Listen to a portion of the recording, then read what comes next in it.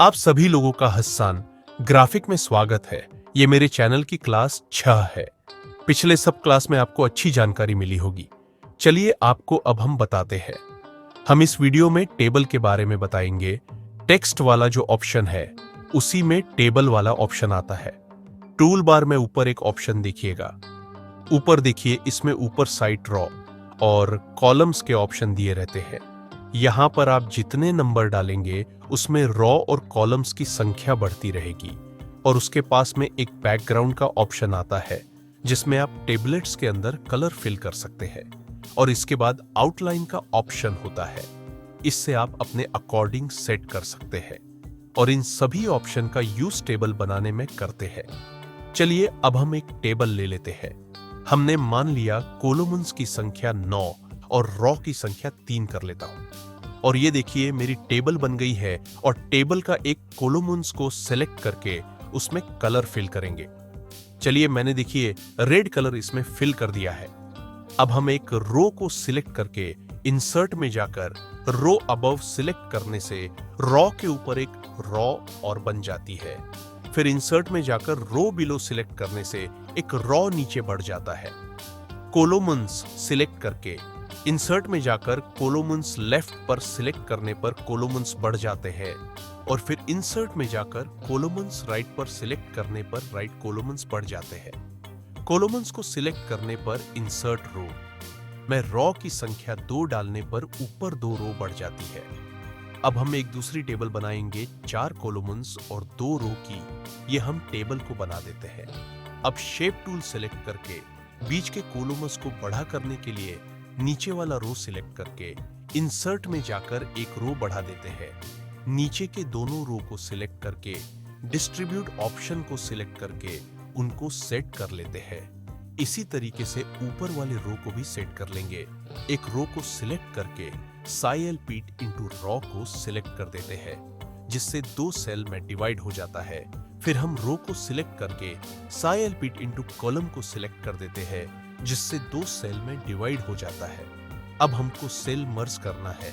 इसके लिए Ctrl+M को सिलेक्ट करने पर सेल मर्ज हो जाती है। अनमर्ज सिलेक्ट करने पर सेल अनमर्ज हो जाती है। अब हम आपको ड्रॉप शैडो टूल्स के बारे में बताएंगे। और इस टूल का इस्तेमाल बहुत डिजाइन बनाने में किया जाता है। अब हम एक शेप ले लेते हैं। ये शेप हमने ले लिया है। और ड्रॉप शैडो ऑप्शन में जाकर हम लास्ट वाले कलर वाले ऑप्शन में जाकर कलर फिल कर देते हैं। और प्रीसेट्स वाले ऑप्शन में जाकर ये प्रीसेट्स हम सिलेक्ट कर लेते हैं। और जो हैंडल दिया होता है उसको ऊपर नीचे करके सेट कर सकते हैं। बीच वाले हैंडल को ऊपर नीचे ड्रैग करने से शैडो लाइट व डार्क होता है। और ऊपर की ओर जो ओपेसिटी वाला ऑप्शन रहता है, जो कप की तरह दिखता है, उसमें डिजिट बढ़ाने से ओपेसिटी बढ़ती है। ऊपर जो कलर का ऑप्शन आता है, इससे शैडो का कलर चेंज होता है। शैडो फिल्टरिंग का ऑप्शन आता है, जिससे इससे भी लाइट व डार्क होता है। और अब हम टेस्ट लिख लेते हैं। अपने ही चैनल का नाम लिख लेते हैं, हसन ग्राफिक लिख लेते हैं। और ये हमने अपने टेस्ट को लिख लिया है। और इसी टेस्ट पर हम शैडो डाल देते हैं। ये मैंने ड्रॉप शैडो वाला ऑप्शन को कंप्लीट कर लिया है। अब हम आप लोगों को कॉन्टूर टूल्स के बारे में बताएंगे। इसके लिए सबसे पहले हम टेस्ट ले लेंगे। उसी पर हम इस टूल को यूज करते हैं। जैसे ही इस टेक्स्ट पर टूल का इस्तेमाल करेंगे, टेक्स्ट में आउटलाइन जैसा हो जाता है, आप देख सकते हैं। अब हम ऊपर कंटूर स्टेप में जाकर डिजिट जैसे ही बढ़ाएंगे वैसे आउटलाइन बढ़ जाती है। और इसके पास में जो ऑप्शन है, इससे शेप राउंड हो जाता है। और बाद वाले ऑप्शन से आउटलाइन और कलर डाल सकते हैं। और इसके बाद टेक्स्ट को सिलेक्ट करके Ctrl+ के अलग करते हैं और आउटलाइन ब्रेक हो जाती है। और Ctrl+U से अनग्रुप कर देते हैं। और इसमें टेस्ट में अब हम कलर फिल कर देते हैं। और ये टेस्ट बन गया है। अब हम एक रेक्टेंगल शेप ले लेंगे और इसे कंटूर टूल का यूज करेंगे। और अब हम कंटूर टूल को सिलेक्ट करके 2 आउटलाइन में कन्वर्ट हो जाता है। और अगर आपको जितनी आउटलाइन चाहिए, आप उतनी डिजिट ऊपर डाल देते हैं और आउटलाइन इंक्रीज हो जाती है। और सबसे ऊपर वाली आउटलाइन में ऑरेंज कलर डाल देते हैं, बीच वाली में व्हाइट कलर डाल देते हैं और लास्ट में ग्रीन वाला कलर डालते हैं और ये मेरे तिरंगा कलर में बॉर्डर तैयार हो जाता है। अब हम ब्लेंड टूल का इस्तेमाल करेंगे। इसके लिए हमको एक राउंड शेप लेना पड़ेगा और हम एक राउंड शेप ले लेते हैं और इसमें हमको कलर भी फिल करना है, तो रेड कलर फिल कर देते हैं इस राउंड शेप में। और दूसरा वाला भी एक राउंड शेप ले लेते हैं, उसमें हम ऑरेंज कलर फिल कर देते हैं। अब हमको इन दोनों का आपस में ब्लेंड टूल का इस्तेमाल करते हैं।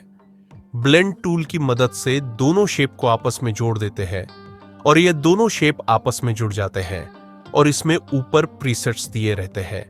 उन प्रीसेट्स में सबसे लास्ट वाला ऑप्शन सेलेक्ट कर लेते हैं। ये देखिए, ये मेरी शेप का आकार बदल जाता है, ये आकार में बदल जाता है और इसमें ऊपर और ऑप्शन दिए रहते हैं जिससे हम इसको अलग अलग कलर्स चेंज कर सकते हैं और इस तरीके से हम ब्लेंड ऑप्शन का यूज कर सकते हैं। AB हैम ब्लेंड टूल का इस्तेमाल टेक्स्ट पर करके दिखाएंगे। इसके लिए हम एक टेक्स्ट ले लेते हैं और उसमें रेड कलर फिट कर देते हैं और उसकी आउटलाइन व्हाइट कर देते हैं और उसको अच्छे से सेट कर देते हैं और फिर टेक्स्ट का हम डुप्लीकेट बना लेते हैं। जो इस टेक्स्ट के नीचे हो जाता है उसमें हम ब्लू कलर फाइल कर देते हैं और फिर दोनों टेक्स्ट को आपस में ब्लेंड टूल की मदद से आपस में ज्वाइंट कर देते हैं और मेरा एक शेड तैयार हो जाता है। और अब हम ब्लेंड टूल के बारे में बहुत सी जानकारी प्राप्त कर लेते हैं। अब हमारा अगला नेक्स्ट टूल डिस्टोर्ट टूल है, जिसको उसे अब हम बताएंगे। आपको डिस्टोर्ट टूल सिलेक्ट कर लेते हैं और अब हम एक शेप ले लेते हैं और इस शेप पर इस टूल का इस्तेमाल करेंगे। शेप को ऊपर से नीचे की और ड्रैग करने पर आकार चेंज होता है। और अब आप सबसे ऊपर प्रीसेट्स ऑप्शन में जाकर जिस प्रीसेट को सिलेक्ट करेंगे उसके आकार में परिवर्तन होता है। जो प्रीसेट सिलेक्ट करेंगे वैसे डिजाइन होती रहेगी। और अब हम एनवलप टूल का इस्तेमाल करेंगे। इसके लिए हमको सबसे पहले कुछ टेक्स्ट लिखना होगा। हम टेक्स्ट को ले आते हैं लिखकर, जो मेरा टेक्स्ट है इसी पर हम टूल का इस्तेमाल करेंगे। और अब हम एक शेप ले लेते हैं और इस शेप को शेप टूल की मदद से इसके आकार में परिवर्तन कर देते हैं और जिस स्टाइल में हमको टेक्स्ट लिखना है उसे उस स्टाइल में इसको अरेंज कर लेंगे। और फिर हम इस टूल का इस्तेमाल करेंगे। एनवलप ऑप्शन में जाकर हम ओरिजिनल ऑप्शन को सिलेक्ट कर लेते हैं। कीप लाइन पे टिक करके अप्लाई करते ही टेक्स्ट का आकार चेंज हो जाता है। ये टूल इसी तरह वर्क करता है। शेप टूल की मदद से आप किसी भी एंगल में इसका परिवर्तन कर सकते हैं और हर तरह का टेक्स्ट तैयार कर सकते हैं।